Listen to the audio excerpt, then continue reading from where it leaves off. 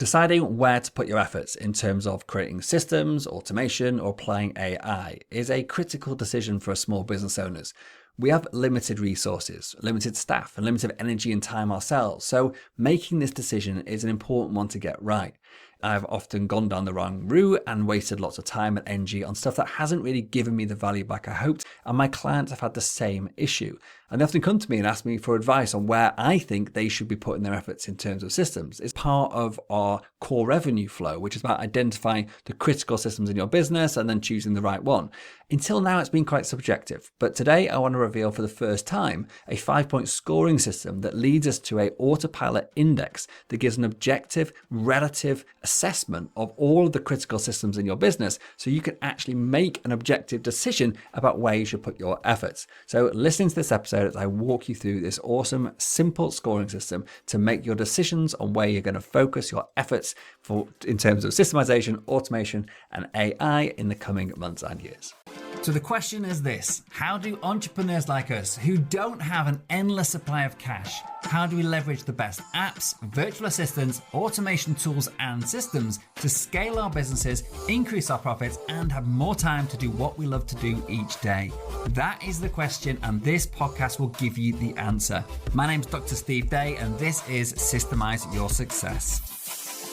Okay, so today I'm going to talk you through our Autopilot index scoring system. This, like so many of these episodes, has come from countless discussions with my clients, and in particular a discussion recently with a brilliant client who's got a construction business, and we're trying to figure out how to decide which of his systems should be the one we focus on together next. We had a look at this and we used my existing scoring system, and we sort of subjectively picked like how well systemized each of his existing systems are. But we realized there were some holes in this, that actually we need to be looking more holistically at the impact of each area of the business, about how good it is today and how much the impact is having on the team and also on the objectives for the business, but also what would be the effect of a improvement in that area. Like, would there be an actual big gain in terms of maybe team time and energy, or in terms of getting towards our goals?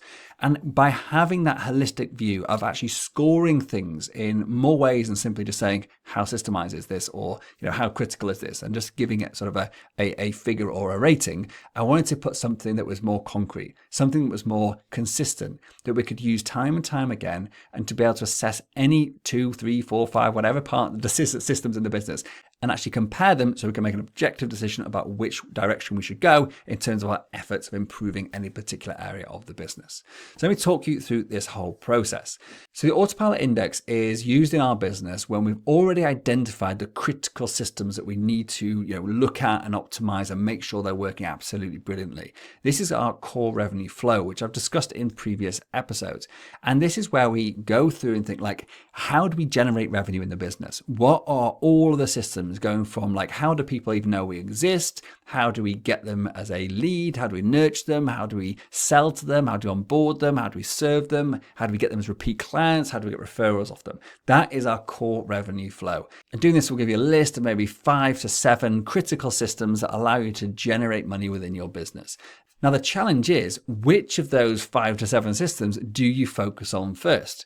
If you've got limited resources, like most small business owners, you can't do it all at once. So you've got to make an objective, or subjective as it sometimes is, decision about which way you're going to go.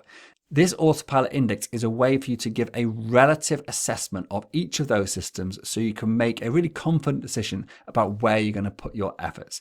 So I'm going to use a real life example from one of my clients. I've simplified it slightly for the purpose of this recording, but it's pretty much true to what we actually discussed when we were going through this scoring system together. His business is about renovating and selling apartments. So his main steps in his process to acquire new apartments to then sell are that they need to be searched for. We need to actually find the finance to buy them. We need project managers to actually run the projects. We then actually need to do the construction piece, and then we need to sell the apartments. So the 5 systems were the search, finance, project managers, construction, and sales. We then went through and scored each of these systems in terms of the 5 scoring metrics that go in to create the Autopilot index. So the first score is the key person dependency. And this is how much of that system or process is still trapped in somebody's head and not documented anywhere. So if a particular person was leaving the business, what would the impact on this system be? So if you had, for example, in this case, the search part of this, so going out finding new properties, if the entire of that process is done by somebody with loads of experience in doing property searching, and they literally just turn up to work every day, and at the end of their day, they gave you a list of new properties to go and buy, but none of it was documented, that would be an absolutely very high impact if that person left. So we score that super highly. So that each of these scores is about how much impact is there on the business, and you'll see as we go through the scores. So we get at the end to a total of 5 scores out of 5. The total being the highest score or the worst score, so to speak, would be 25 out of 25, and that would mean the system is basically hopeless. And so what we want to try and do is to work towards improving those scores over time. So again, in this case, the key person dependency is like how much is still trapped in somebody's heads and not documented anywhere else. The next score is the team impact. So this is like from day to day, how much is the lack of a system affecting the team? How much time is the team spending on this particular work? Like if this is a fully automated system, as in it was run by either AI or automation or a bit of both, and had no human involvement whatsoever, the impact would be 0. That would be a fully autonomous system. And conversely, if this is literally just people kind of making stuff up as they go along, they're really asking questions all the time, there's loads of blockers that are in the way of them just getting on with their work, it's like back and forth and asking loads of questions, that is going to be a super high impact score because the system is causing major problems for the people doing the work, and it's really resource intensive because there is no like decent process to follow. Somewhere in the middle of that would be a process which is relatively well documented, there's loads of like guides and checklists, for example, maybe a little bit of automation coming in, but it's still got people involved in the day-to-day, and not every question is answered. So any sort of off the norm questions, maybe they've got to be escalated to a supervisor. So that would be a sort of middle of the ground, so a 2 to 3 kind of score. So 5 is like total chaos, 0 is fully automated, and the other scores are somewhere in the middle. So that's our team impact score, and again, it's out of 5. Next is our founder impact, and that is how involved is the founder or business owner still in that process? How much is still in their heads in some cases, or decisions haven't been made yet? No one's actually thought about all the different possibilities, and therefore it's not been written down anywhere because it hasn't actually come up yet. How much time and energy of the founder is being pulled back into that process at any one time at the moment? So how much are they involved decision making, doing, or actually just solving problems or fixing stuff on a day-to-day basis? So that's the founder impact. And again, 0 means they're not involved at all. It's been fully delegated. It's brilliant.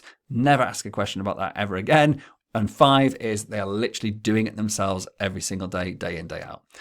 Next score is the short-term impact, and this is talking about goals. So what is the impact on the short-term goals based on the current level of like systemization of that particular part of the business, or that system in the business? And this means that if we just did nothing and carried on as we're going, does the current status quo, the way it's being done, like how much effect is that having on the short-term goals of the business? So for example, in this case, like if you need to get 5 new properties by January in order to keep the business afloat because of cash flow, etc., then that is a critical short-term problem. However, if your goal is to grow to 100 properties over the next 5 years, that is a long-term impact. And that's the next goal we'll talk about in a second. So the short-term impacts are often the urgent, important type work on the Eisenhower matrix, and the long-term impact will be the not urgent, important work. So that's a longer term sort of goals. So if, for example, the search process was pretty scanty and not really well documented, and there was a critical need in the business to find properties urgently to keep the cash flow going, then that would be a hugely high impact. And then look at the other end of the scale. If you've got a load of cash in the bank, no matter how bad your financing system is, it's not a critical short-term issue to be able to actually fund new property purchases.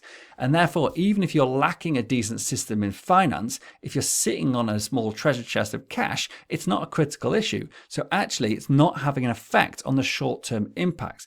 Now, the long-term impact, though, of having a non-existent finance system would be significant. If you can't raise any finance, you've got no idea like what your cash flow is, your budgets are, it's all completely up in the air. even if you're sitting on a relatively big sum of cash at the moment, you're going to run out at some point. So if there's no financial system in place, then just having cash isn't enough to actually secure the future of the business. So that would score highly as a long-term impact, but maybe if you are sitting on big cash, it would be a non-short-term impact. So that's the short-term impact. And then the fifth and final score is a long-term impact.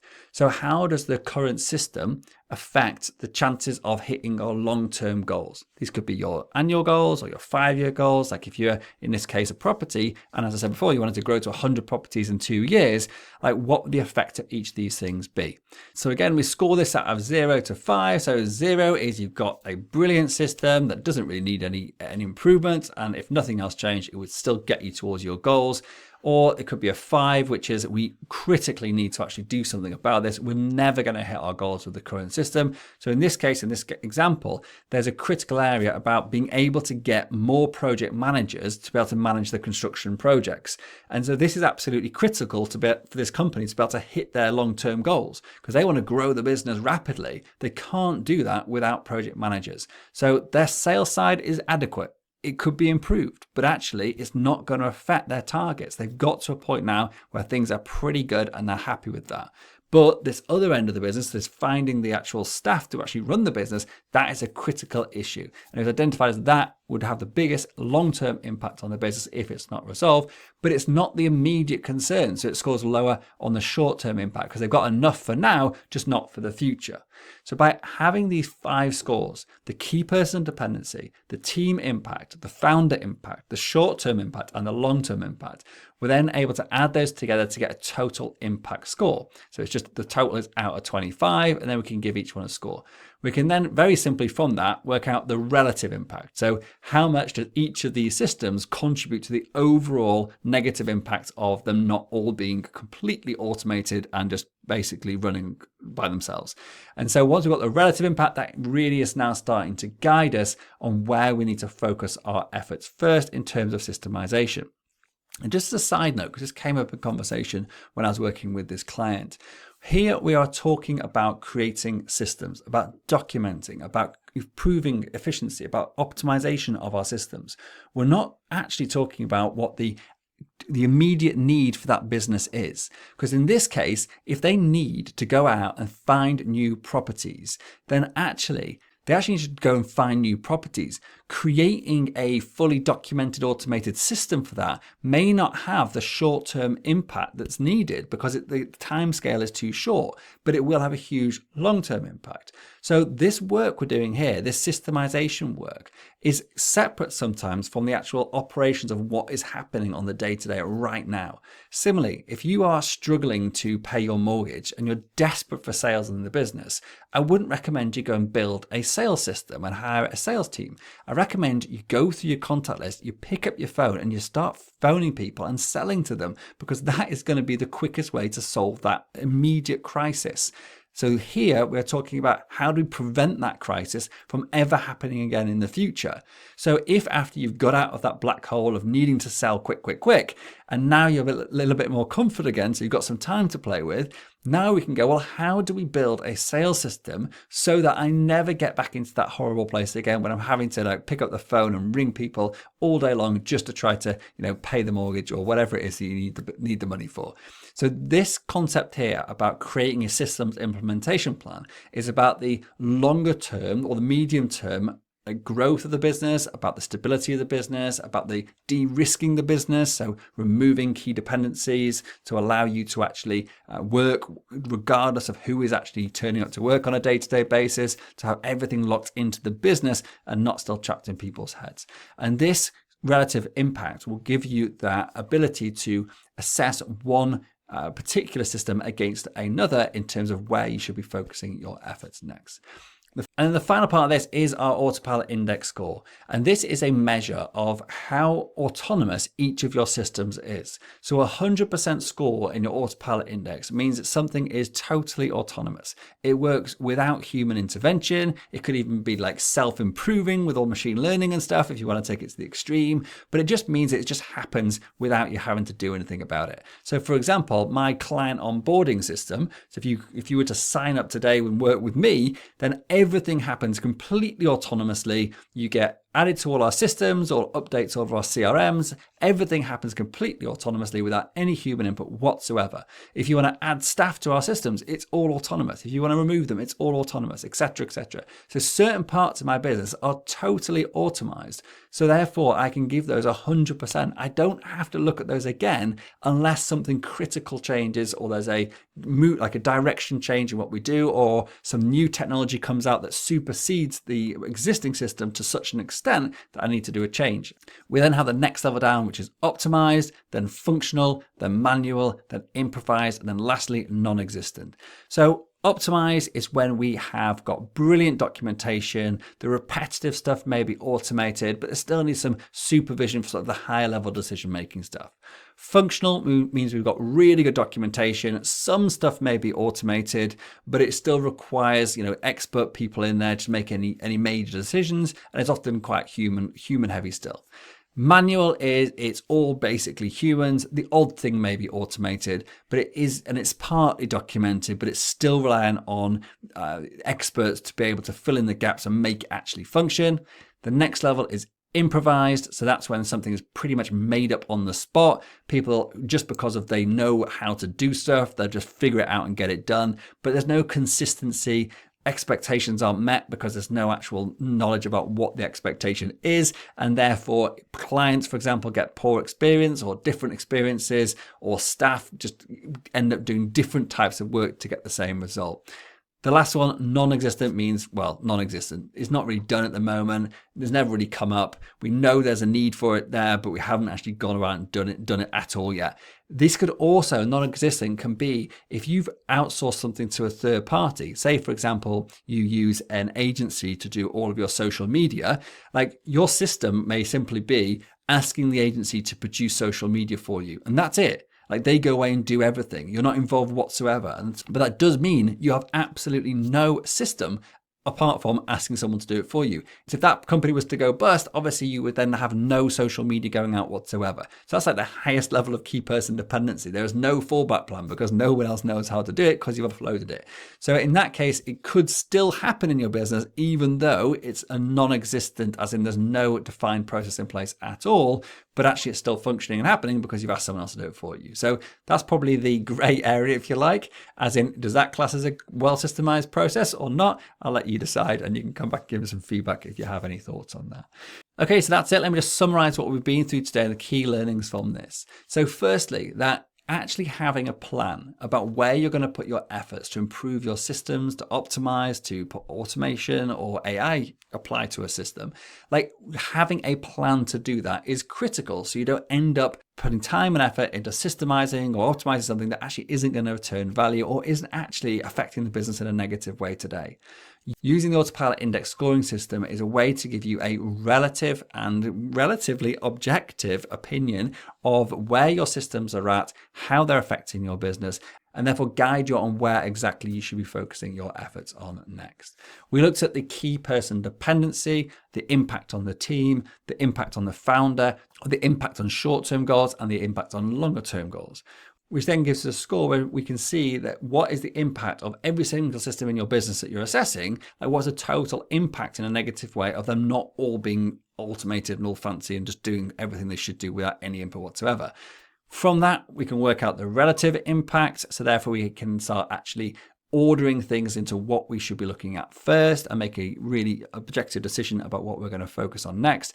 And then lastly, we've got the Autopilot index score, which gives us a goalpost to move towards. And in case you're wondering, as I didn't mention it before, like how we calculate the Autopilot index is simply looking at the impact score. So for example, if something's called 12 out of 25 on the impact score, it's the reverse of that. So it would be the difference between 12 and 25, so in case 13, and as a percentage of the total. So therefore, 12 on the impact score equals 52% in the Autopilot index.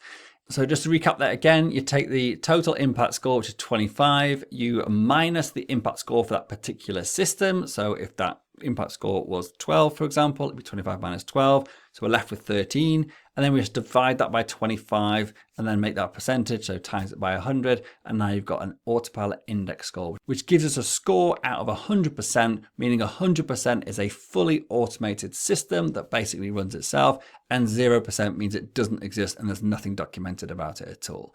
Having that allows us to actually work towards our goal of being autonomous and therefore having a business that runs with or without your input at all. It's not about achieving 100% in everything. It's about achieving 80%, which is when something is optimized, and being happy with that, because that means that you as a business owner shouldn't really be involved at all. It's just that you haven't fully automated everything. It's a bit like most things, the 80-20 principle. You do 20% of the work to get to 8% of the result. That last 20%, going all out on automation and AI, etc., at this state in history is still a huge amount of effort and work to get right, and to be absolutely, and to skill your team up to be able to do that and to maintain stuff, etc. And so therefore that last 20% is sometimes a nice to have that you don't need to strive towards. So the Autopilot index system is a way for you to assess not only the state of your current system, so you can actually score yourself and see where you're at in terms of the journey towards a optimized or autonomous business, but also the relative impact of the lack of those systems for each of the critical systems in your business. And that then guides your future decisions on what you're going to systemize and optimize next. So that's it. If you enjoyed this, please do hit subscribe so you don't miss out on future episodes where I help you to live with more presence, purpose, and peace, and put your business on autopilot, of course. And please do share this with other small business owners who you think might find this useful. And if you are listening to this on the podcast, you can find this entire episode on YouTube with a screen share of the Autopilot index scoring sheet, so you can see what this looks like. You go to @DrSteveDay42, you should find my profile, and therefore you'll find this video. Thank you so much, and I'll see you next time.